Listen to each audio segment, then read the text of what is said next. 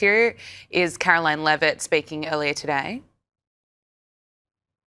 Has no doubt been selective outrage by the liberal biased media and picking and choosing victims and highlighting their stories. And as I've said, President Trump does not want any Americans to lose their lives in the streets of America and in American communities across the country. He believes what happened on Saturday is a tragedy, but every life is equal to President Trump, and that's why the lives of Laken Riley and Jocelyn Nungray continue to matter to him and be an utmost priority to him to this very day. And it's unfortunate that we did not see the same type of sensationalist media coverage over the tragic deaths of those innocent American women and girls across the country as we are in the wake of this tragedy that took place on Saturday.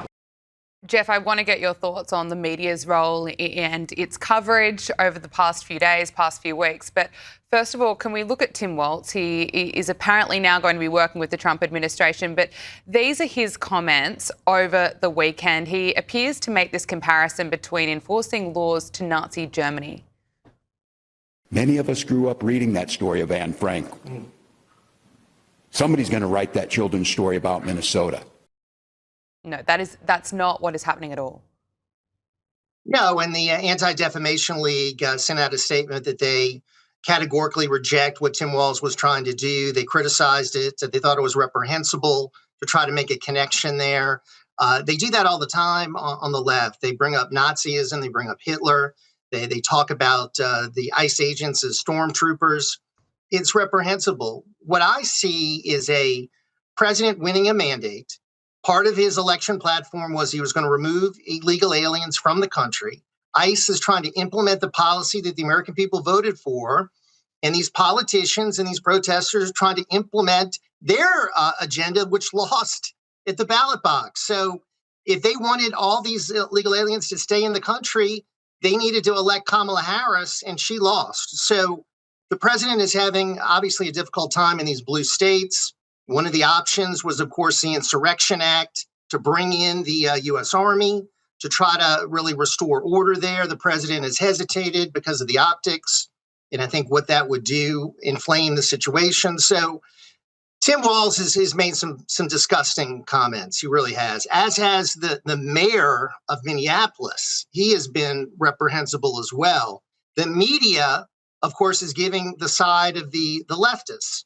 They're not talking about the people that are victimized by illegal immigrants. They're not talking about the work that ICE is doing that is very difficult with all of these protesters. So it's a very biased coverage from the media, which we expect here in this country, unfortunately. Yeah, it continues. Barack Obama has condemned Donald Trump for the death of Alex Preddy in Minneapolis. He posted on X, "It should be a wake-up call to every American, regardless of party, that many of our core values as a nation are increasingly under assault." This is the same person who earned the title Deporter-in-Chief, and this is what Obama had to say about deportations back in 2013. I'm the President of the United States. I'm not the Emperor of the United States. My job is to execute laws that are passed. And Congress right now has not changed what I consider to be a broken immigration system. And what that means is that we have certain obligations to enforce the laws that are in place, even if we think that in many cases the results may be tragic. There are going to be some stories that break our hearts. And more importantly, we're going to continue to have an economy that is stifled by a really inefficient system where not only are we deporting folks, but we also have a legal immigration system that is so bottlenecked that it forces sometimes people into the illegal system. That was Obama, the deporter-in-chief, and people forget that he was responsible for deporting millions from the country. And of course, what will make America safer is if illegals are deported. Well, Bill Clinton back in the 90s talked about the need for strict immigration enforcement. He talked about having to deport people that were here illegally. Barack Obama did, as you pointed out there, numerous times, that it was important to deport people that were here illegally. He talked about the economic interests of the country being served by doing that.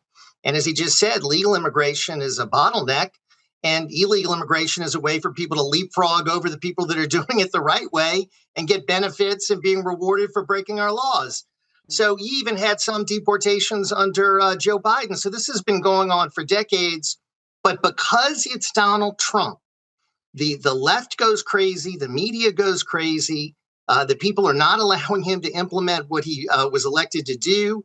And that just enrages them. I mean, the attitude of some of these protesters is pretty serious and dangerous. These people are filled with rage that I really have not seen in this country in a long time.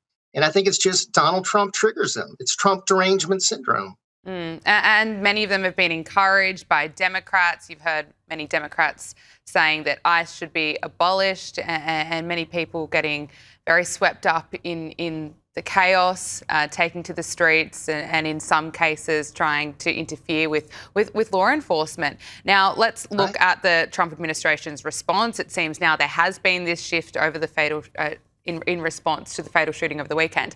Initially, I don't think they did a very good job. I mean, instantly defending the fatal shooting, Homeland Security Secretary Kristi Noem saying that this protester was committing an act of domestic terrorism.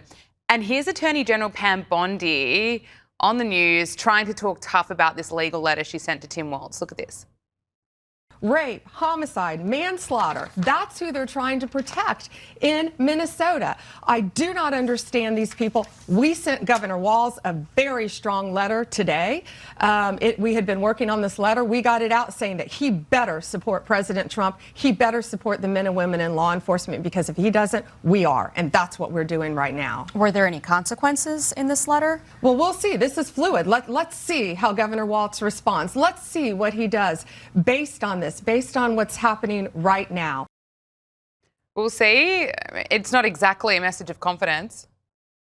No consequences. I mean, she does a lot of strongly worded letters, but as far as consequences, I mean, there's been criminal behavior going on in Minnesota for weeks now. We haven't seen many consequences. A guy that I interviewed on my program numerous times was almost killed. I don't think there's any consequences for that. A lot of the conservative social media influencers have been there, been attacked, no consequences. So that's the problem with Pam Bondi. A lot of people think that she talks tough on Fox News, but doesn't deliver. Now, Tom Homan, I think, is a guy who delivers and a guy who can maybe try to solve this situation that is so broken. And if the governor is talking to the president, that is a good thing. That's a step in the right direction. The mayor, obviously, is part of the problem as well. He has been absolutely irresponsible in his comments. So there's a lot of blame to go around. But your point about how the initial handling was not good, I think, is on target. They jumped in with some comments that they should have held back on and said, hey, we need to complete our investigation. Yeah. We need to see what happened here, because there's a lot of video angles, as you know. There's always different conflicting versions from witnesses. So it's still in the early stages of the investigation. Yeah, we are. Look, just back on the media. The media of the weekend was exposed for lying about ICE. Media outlets were quick to kind of parrot Democrats who shared image of a 5-year-old boy named Liam Ramos and claimed that he was detained by ICE while coming home from preschool. But according to the White House, officers were actually staying with this child who was abandoned by his father, who was an illegal from Ecuador. ABC News published the headline, 5-year-old asylum seeker detained as ICE expands enforcement in Minnesota. Axios said ICE's detention of child puts new focus on Trump team's tactics. And of course, Homeland Security wrote on X that ICE did not target a child. The child was abandoned. I mean, how damaging is this when you've got the media kind of spinning these stories? Well, it's like the media is invested in chaos. I mean, it's like the media wants to see what's going on in the streets of Minneapolis expand across the country. That's what it seems to me, that they run with a story that is inaccurate. They do it time and time again to paint the administration in the worst possible light. So much of what they say is just filled with lies. We're constantly trying to correct the media. And my heart goes out to Caroline Leavitt having to deal with these people in the press in her press briefings, because so many of them are just so biased. So it's a continual problem that we face here in this country with the coverage of this administration. I think the administration is trying the best they can in a very difficult situation. We did have some good news over the first year. About 2.5 million people that were here illegally left. but a lot of those people just self-deported on their own. And that's probably the easiest way to deal with this. Yeah. Encourage people, incentivize them to leave on their own. Finally, I want to get to the fraud scandal in the US. I mean, just how widespread it is coming to light.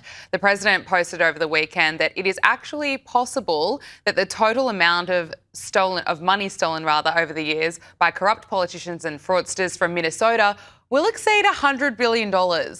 In any event, whether it is or isn't, the theft, incompetence and fraud is massive. Sadly, whatever numbers we find, California and other Democrat-run states will be worse. Stay tuned. $100 billion. Jeff, do you think we're ever going to really know the true extent of the fraud and how widespread it is in other states? No, I mean, I think we can make estimates. I think we can try to deal with it as best we can, but this has been going on for decades. It's been going on, I think, all over the country. You know, when DOJ came in, when President Trump started, they tried to go after waste, fraud, and abuse, and there was such an outcry. People don't want this solved. And now the administration is seeing it in the states, and hopefully we're going to get a person or a team dedicated in the White House to going after this fraud. Minnesota is horrible, but I think the worst state is California. I think it's going to make what has been going on in Minnesota look like peanuts, because California is such a bigger state. And you've had corrupt officials there for a long time. So this is a real problem. It's one that I think the American people are very outraged about because, you know, we're $38.5 trillion in debt. We'd be in a much better situation if we didn't have all this fraud going on. Absolutely. Broadcaster and commentator Jeff Crouere, thank you so much for joining us. We really appreciate your time. Thanks so much.